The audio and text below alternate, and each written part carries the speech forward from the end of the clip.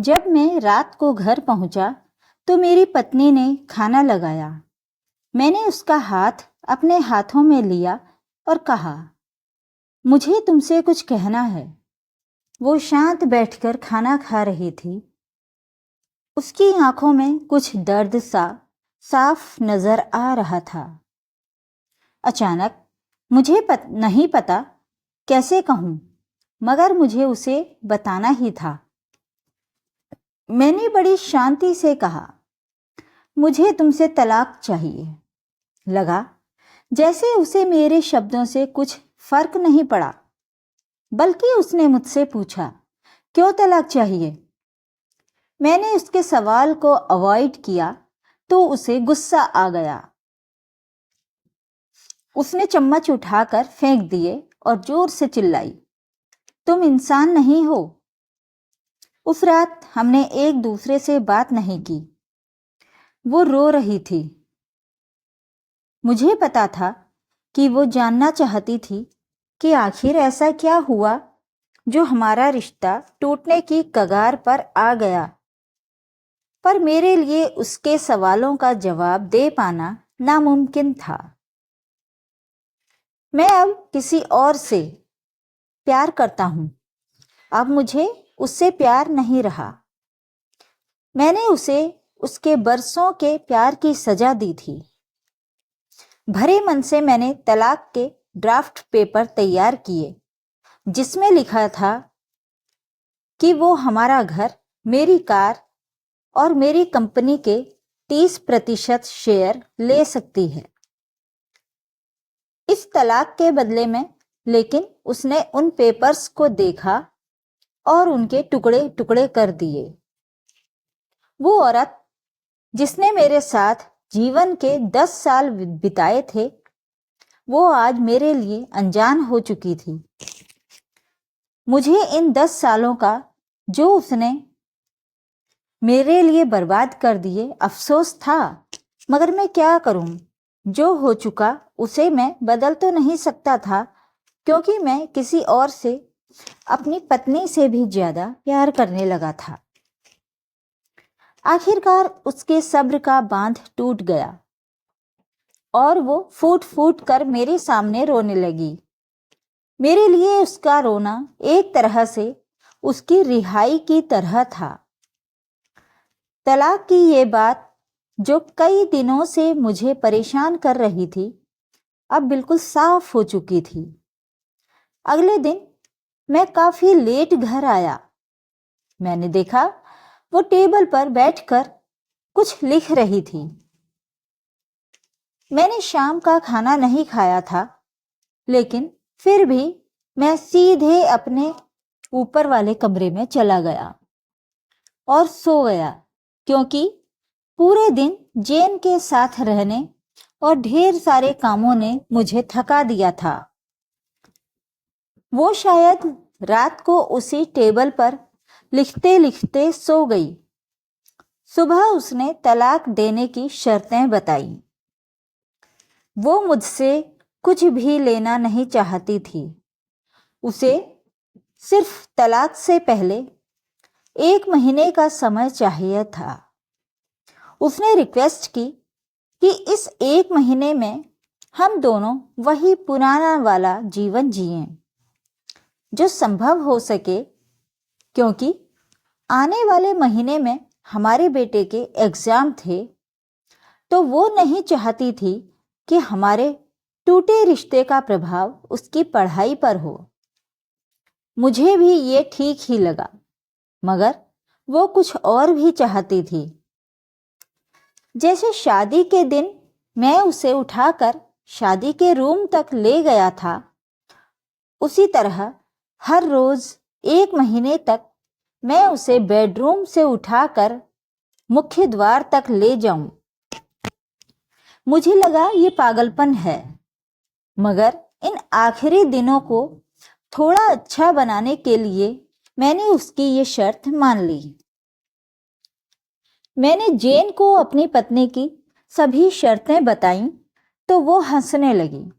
उसे लगा मेरी पत्नी कितने भी अनर्गल तरीके अपना ले, तलाक तो होना ही है। मेरी पत्नी और मैं किसी से भी इस दौरान नहीं मिले थे, लेकिन उस दिन जब मैं उसे पहली बार उठाकर गेट तक ले गया तो हम दोनों काफी अजीब लग रहे थे। पीछे से हमारा बेटा भी खिलखिलाकर ताली बजाकर खुश हो रहा था। अगले दिन ये काम थोड़ा नॉर्मल और आसान हो गया। वो मेरे सीने से लगी थी और मैं उसकी खुशबू महसूस कर सकता था। ऐसा लगा जैसे कई दिनों बाद मुझे ये खुशबू आई, या फिर कई दिनों से मैंने उसके होने को महसूस ही नहीं किया था। वो अब पहले जितनी यंग नहीं थी और चेहरे पर भी कुछ हल्की रेखाएं नजर आ रही थीं और बाल भी सफेद होने लगे थे। ये वही औरत थी जिसने अपने जीवन के 10 साल मुझे समर्पित किए थे, और 1 मिनट के लिए मैंने सोचा मैंने इसका क्या हाल कर दिया था। चौथे दिन जब मैंने उसे उठाया तो वो पुरानी अंतरंगता लौटने लगी। ये वही औरत थी जिसके साथ मैंने 10 साल बिताए हैं। 5वें और 6ठे दिन वो पुराना प्यार फिर जागने लगा। मैंने जेन को इस बारे में कुछ नहीं बताया। अब उसे उठाना और आसान हो गया था। शायद हर रोज ये करने से मैं स्ट्रांग हो रहा था। एक दिन वो अपनी पसंद के कपड़े निकाल रही थी, लेकिन कुछ खास ढूंढ नहीं पाई। उसने सांस लेते हुए कहा कि मेरे सारे कपड़े बड़े पड़ने लगे हैं। अचानक मुझे पता लगा कि वो काफी दुबली हो गई है और इसीलिए मैं आसानी से उसे उठा पा रहा था।